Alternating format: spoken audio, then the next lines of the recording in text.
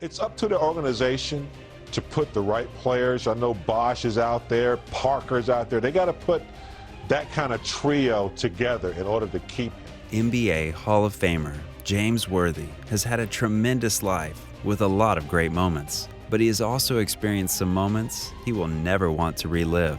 Growing up, he lived in a community that didn't have a lot, but did have opportunities for him to play sports. He had older brothers who were athletes, so he was naturally drawn to play and try football, baseball, and basketball. Football and baseball never clicked for him. He was always a tall kid, so basketball just seemed like a natural fit. And once he started playing, he fell in love with the game. One lesson he will not repeat is his lack of trust in everyone. Not only do you have to have talent and discipline and commitment, but you have to correlate that with the franchise that you're playing with. When he first entered the NBA and moved to Hollywood, he was worried that everyone he was around was trying to get something from him. And because of this, he pushed many people away. Because of that, he lost many friends along the way and regrets the stereotypes that he put on everyone in LA that he met. He would also change his decision to leave college before getting his degree. He now wants young people to understand that education should come first and sports second. It is such a valuable resource and so important to have because it develops all skills that you need in life. Finally, James wants people to understand that money isn't everything.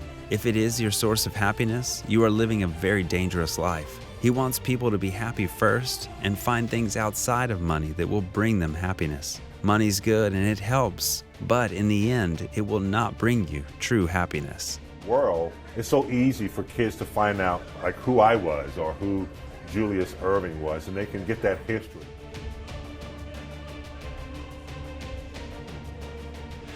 All had a journey. My journey has brought me here today. So I grew up in a small town, Gastonia, North Carolina, about 40,000 people. Not a lot of options in a small town. It was big in textile.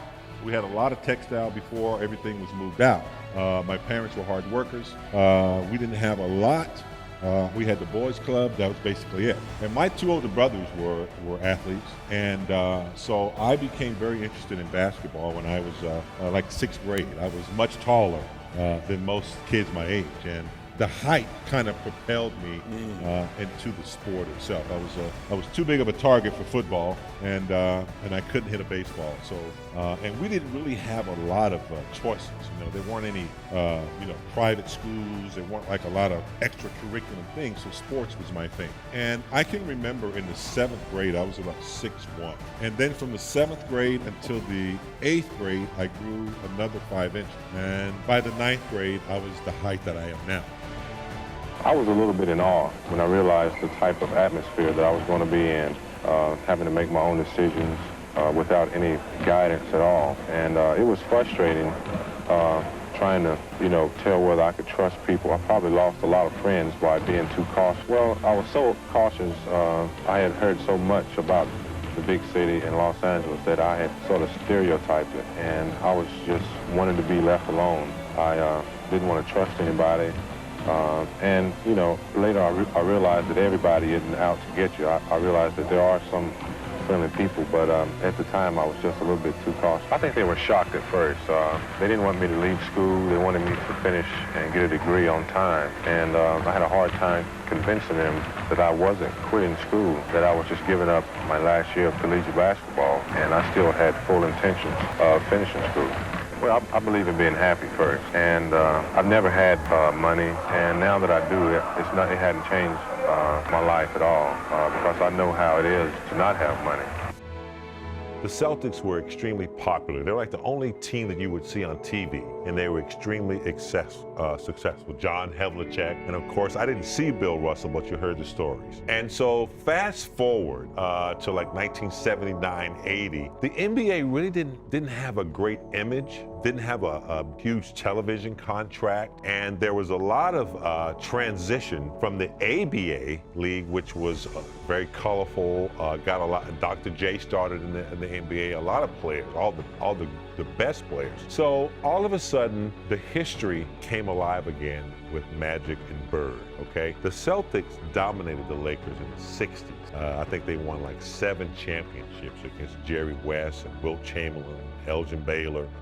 They could never beat the Celtics. It was like a curse. Jerry West never went back to Boston to see us play all the years that we played in the 80s. So when Bird and Magic came into the league, Commissioner Stern realized that that was a magical, rivalry right there.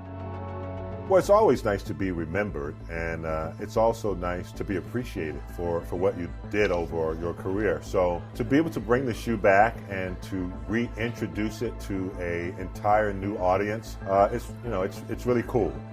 It's a well-built shoe. I still think it performs well, and the fashion aspect of it is really interesting, that people will wear it with jeans and sort of a fashion statement. So it's cool to come back with the retro shoe. My main goal is to re-emphasize to message to young people that education is still the #1 resource that you need. You should make sports really secondary, but together those two really make a good team. So I always emphasize education first and utilize sports to really develop all the skills needed for your life. Learning how to get along with others, learning how to agree to disagree, understanding the team dynamics. That's what it's all about.